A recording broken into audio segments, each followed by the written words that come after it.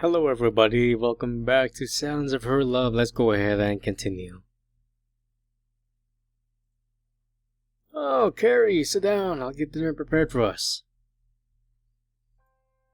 Walking out of the room, Mr. Irwood leaves me with Carrie, the girl which drew out my inner feelings. Seeing her now, sitting before me with a slight frown as she looks downwards at the table, fiddling with her braids. It makes my heart race.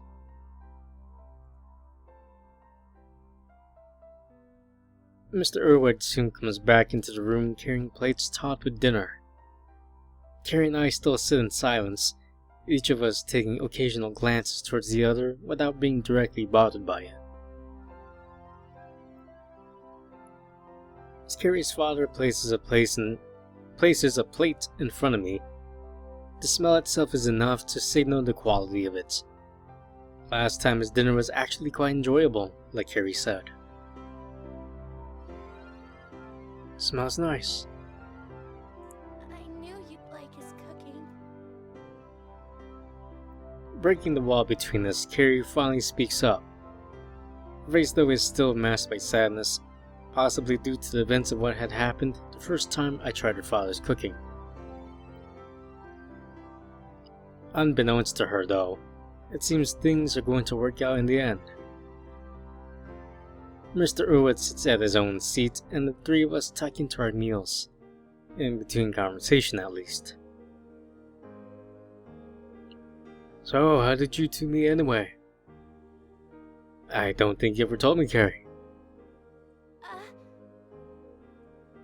Carrie's face is lit by embarrassment, both of us recalling the events of that day. It's funny now, to think that a chance event could bring us so close to each other. I glance at Carrie, saying to her that she can explain everything to her father. It's a cruel thing to do considering her timidity, though watching her explain it is going to be cute. Well, I dropped my bag on the way to school. My library card was left behind, and he gave it back to me. Really?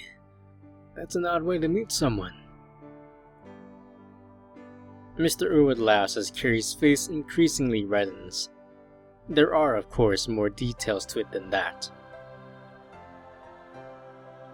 If I hadn't decided to walk up to her in the cafeteria, then none of this would have happened. Carrie's face still seems sorrowful, making her remember how we met when she still thinks we might be leaving each other. Why hasn't he told her yet?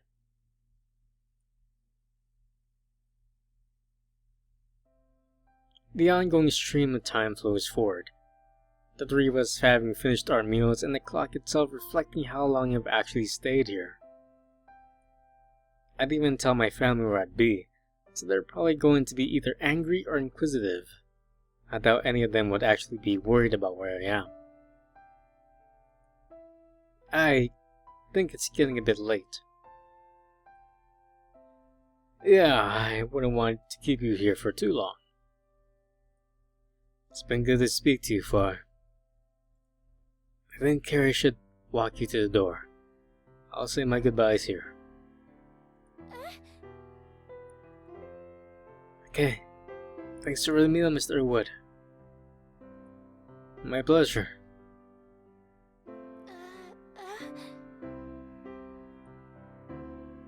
Carrie, as startled as ever, trails after me as I walk out into the hallway of the Irwood residence towards their front door. Our eyes lock, Carrie still flared up with embarrassment, and myself filled with a newfound sense of direction. Carrie, would you like to go somewhere with me tomorrow? After school, that is. You want to go somewhere? Yeah, I think it'll be fun. Okay, sure. Carrie still seems rather embarrassed. It was only days ago that she herself invited me to town. Despite not calling it a date, I still find myself attaching a connotation to this upcoming trip with her. I don't plan on missing any opportunities with it. Anyway, I think I should get going. I'll see you at school tomorrow, Carrie. I try to make a swift exit, despite wanting to spend as much time with her as I can. Standing here with my heart pounding in my chest is sending my mind into frenzy. See you tomorrow. Stepping outside, I turn back to Carrie and give her a smile, one which thankfully she returns. Knowing that there is a future for us somewhere, it makes me feel content. Carrie slowly shuts the door behind me as if trying to savor our time together. Things for us have been quick, sure. But tomorrow I plan on changing the course of things for both of us. To finally be there for Carrie. Even if she is no longer constrained by the burden of depression, I'm looking forward to it. But it's going to be hard to wait.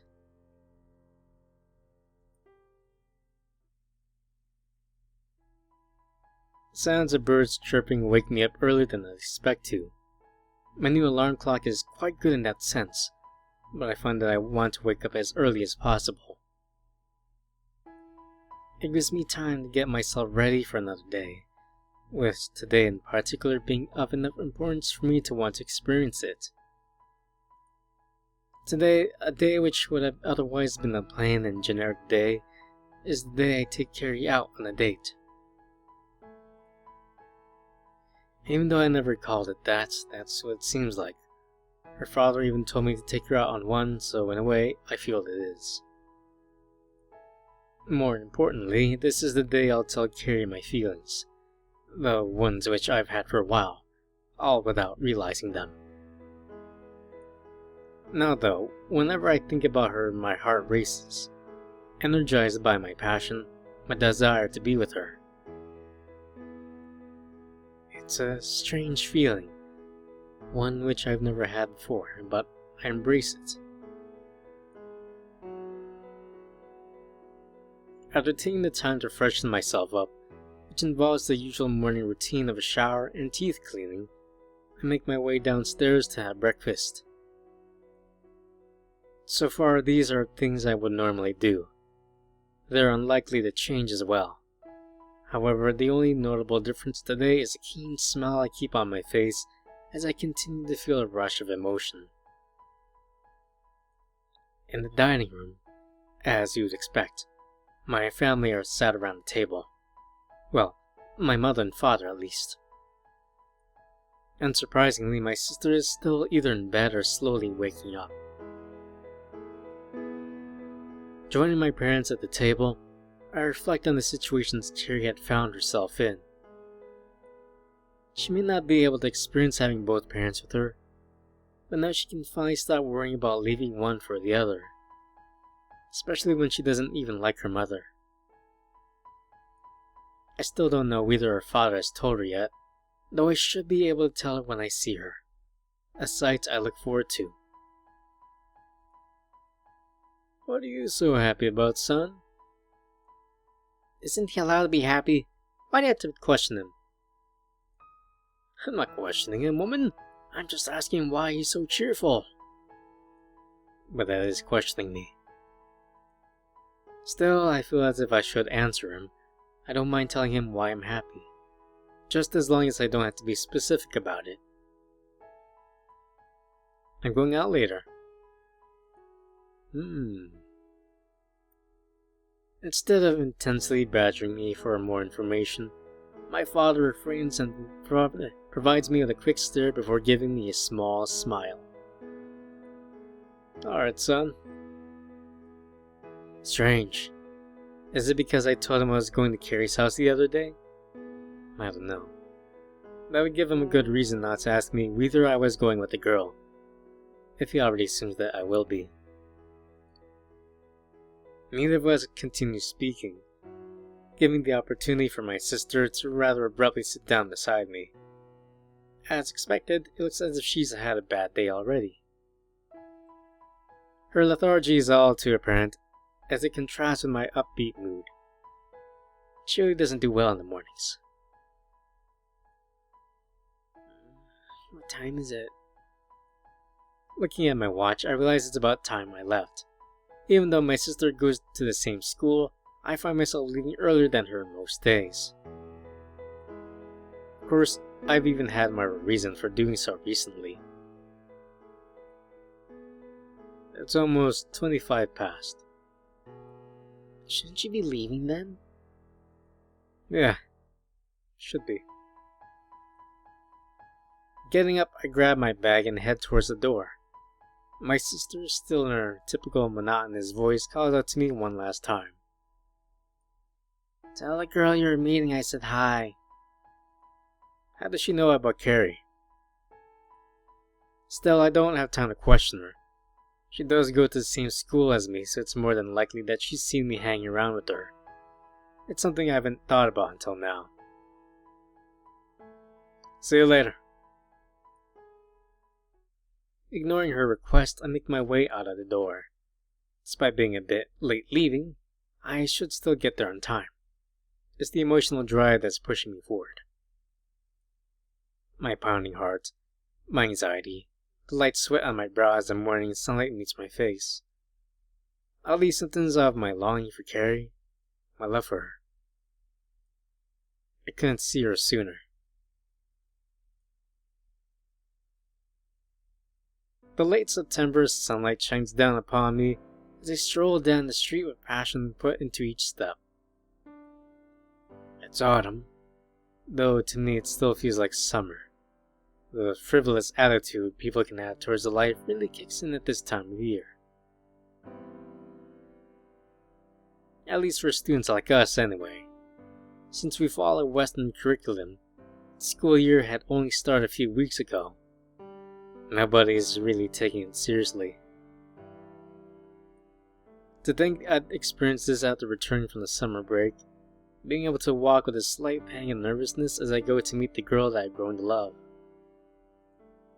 Out with my heart beating a lively rhythm as I get closer and closer to the point in which we'll meet. The point where we first met.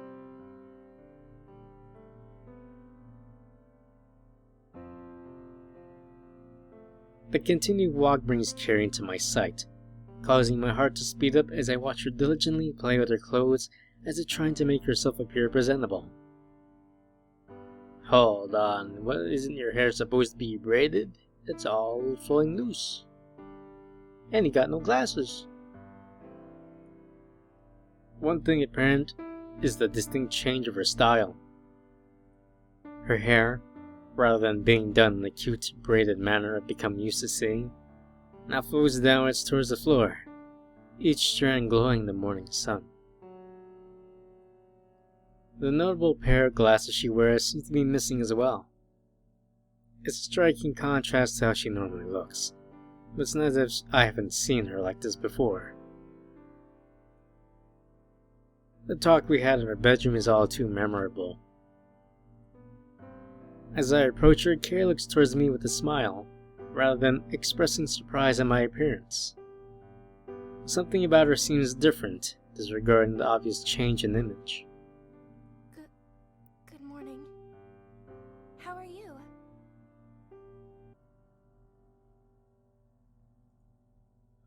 I'm good.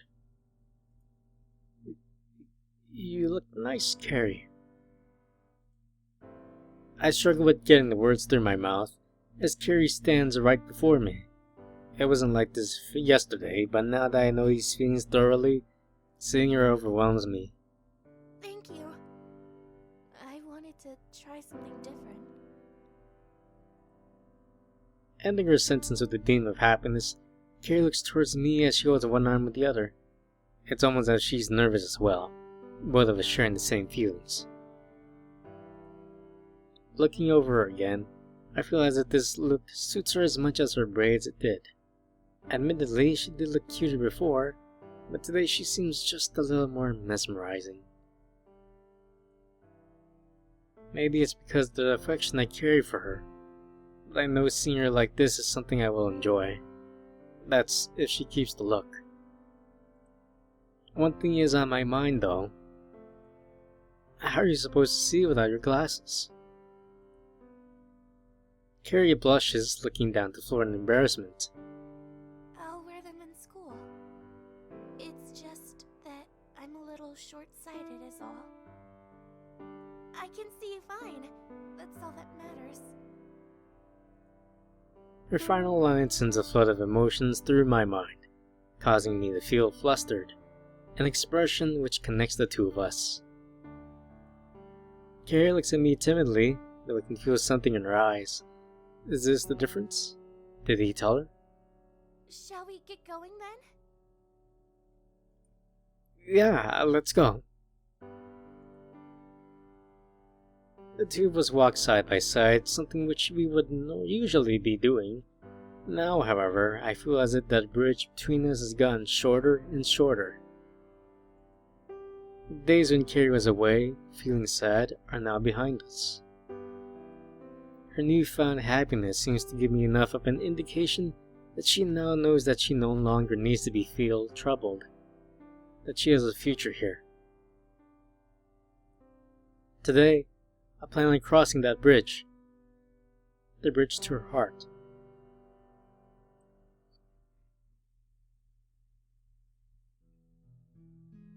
The final minutes of class soon approach, my heartbeat acting as a metronome as time continues forward, soon to face the lunch bell. I haven't been able to think about anything but Carrie all day, after seeing this cute wave she gave me after we split up to get to our respective classes.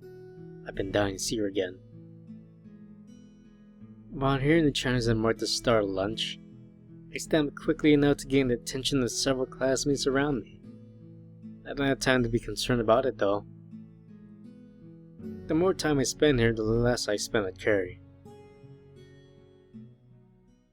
Walking out of the door, I expect to see her cute face waiting for me as she usually does. However, in the corridor stands only the usual crowds of students waiting for their friends. Carrie isn't one of them. Instinct tells me to check her classroom, taking me down the corridor towards their room. I could have sworn that some of the people back there were in her class though. There you are. I thought I had missed you. Carrie approaches from behind, startling me slightly as I had assumed she would have been in her classroom rather than trailing after me. Where were you? Oh, sorry. I was in a call with my father. Shall we head to the cafeteria? Weirdly, Carrie seems even happier than she was this morning. It's strange. I would have assumed that Mr. Irwood had told her earlier, given by how energetic she seemed when compared to yesterday. However, now it's like I'm facing Carrie full of a newfound spirit. Just what did he tell her during that call? Carrie and I turned down the corridor to begin our time together at lunch. She still carries a beam of happiness across her face. It's a nice sight, though I'm used to seeing her smiling timidly with a blush. If he did tell her, I would have assumed she would have told me. Or maybe not. Carrie doesn't even know that I'm aware of the custody issue, so maybe that's why she hasn't said anything. Either way, I'm glad that Carrie's finally free of worry and can be happy again. The only issue now is to get close to her, close enough for her to hear my feelings. As we enter the cafeteria, it's hard for me to act calm. My mind continues to spin whenever I look in her direction. It shouldn't have taken this long to get to the cafeteria, but maybe my sense of time is flowing ever so slower. It's hard to act calm around her now that my feelings are in control, and given that there are no issues stopping her heart from biting, it's just a matter of time before I let them out. Going by her father's words, she must be feeling something too. She must be forcing herself to act with passion, as if to make an impression. It's not really needed, but it's cute to see her do so. If her father can be trusted, then us coming together is an inevitability.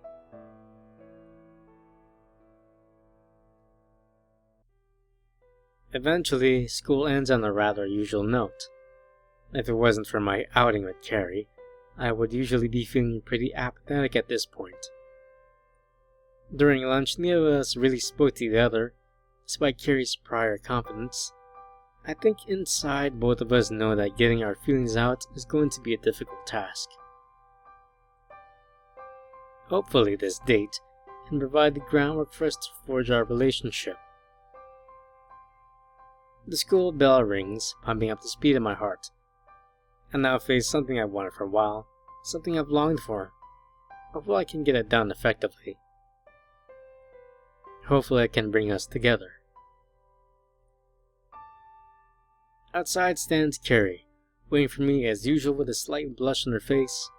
She knows as much as I do that we're about to embark on a journey that'll change us. It's whoever goes in first, that'll truly set things off.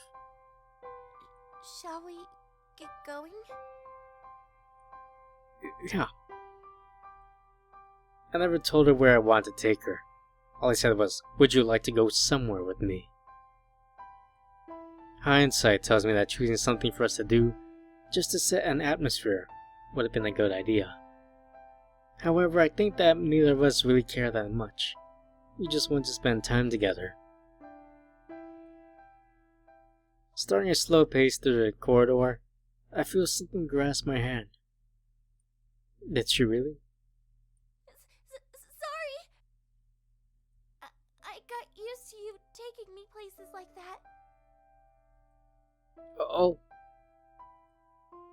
Nervousness strangles my voice. I can't get anything out. Part of me wants to just take hold of her hand. Part of me wants to tell her right now, I love you. Though, something is stopping me from doing it. Something is stopping me from moving forward.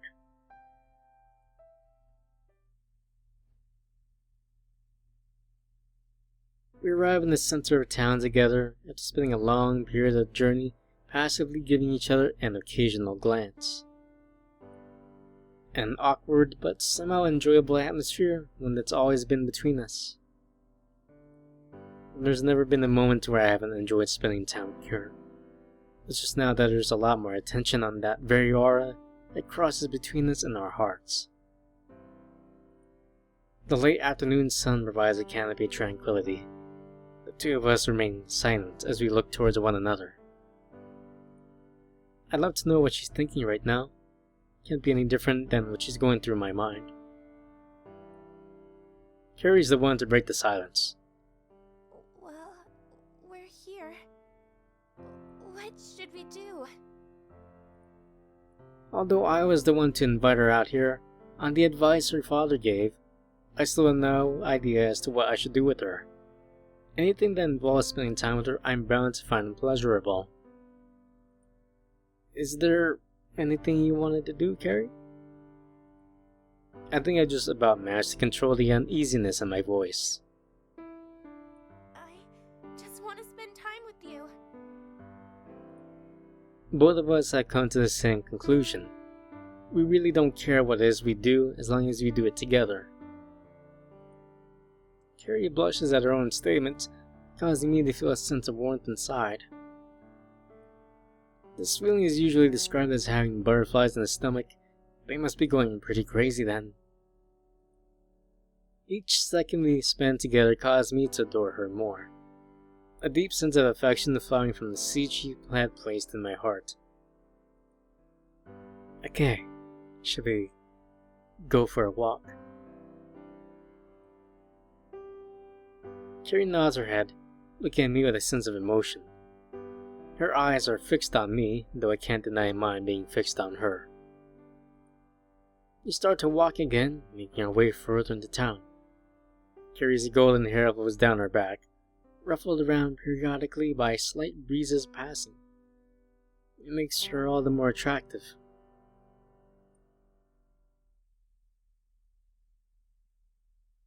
Our unplanned stroll together takes us to a part of town famed by students as the date spot.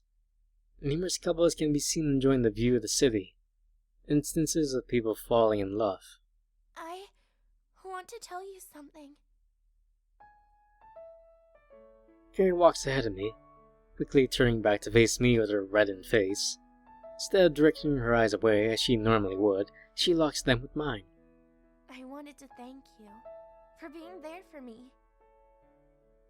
Recently, I've been going through a lot. Words flow from Carrie's mouth, a river of emotion that soars deep within her heart. I have a feeling as to what she's going to tell me, though I appreciate being able to hear each and every word. The experience I knew she had gone through, told from her own perspective, in her very words. You knew things weren't going well with my parents. They were going through a divorce. I nod in response to her words. I don't want to interrupt her. My mother wanted to take me away. It hurt me. I thought I'd have to leave my father. I thought I'd have to leave you. I didn't want to do that. And now, I'm happy. I was told I was going to stay with my father. I'm happy because I finally get to tell you.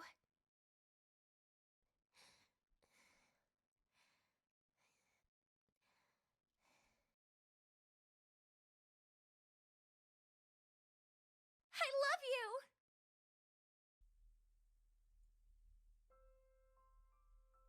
Carrie once again lifts her eyes, looking towards me with a sense of embarrassment on her face. Her feelings released from her heart. Inside, it makes me happy. One of us was bound to let our feelings known to the other at some point today. Now that's finally happening. Part of me feels content, overwhelmed with the emotion of love, both my own and Carrie's. It's been like that for a while. You gave me the opportunity to speak to someone, to feel this way. That's why I had to tell you.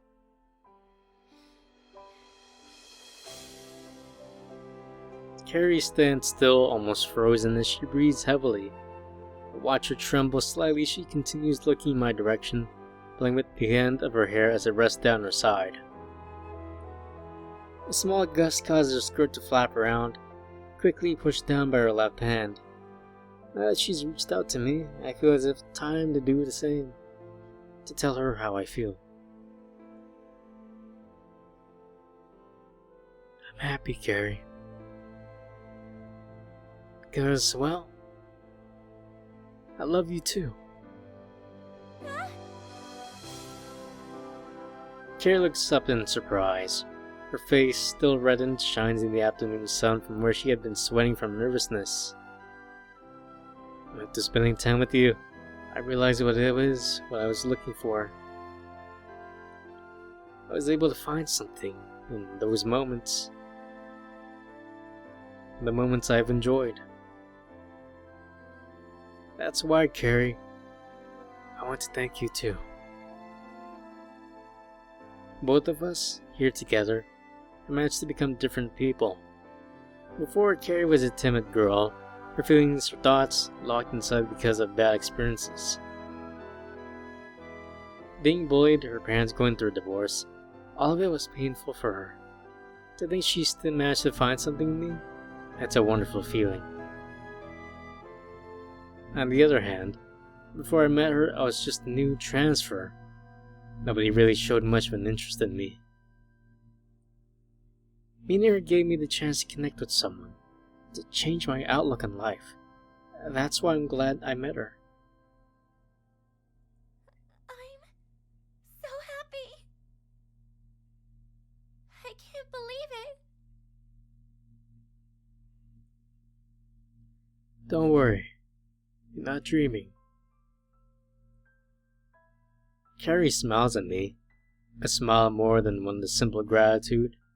It's one filled with love. I'm glad our feelings are mutual. Me too. I was going to confess to you today, but you beat me to the punch. Over the past 2 weeks, we managed to form something together. It's a short amount of time when looking back, but I don't think I'll ever forget the events which have brought us together. From meeting her by chance on the street to being able to fall in love, it's a cliche, but it's one which I cherish. Both of us are happy that we were able to make that connection. Now it's time for us to move forward, to forge a relationship.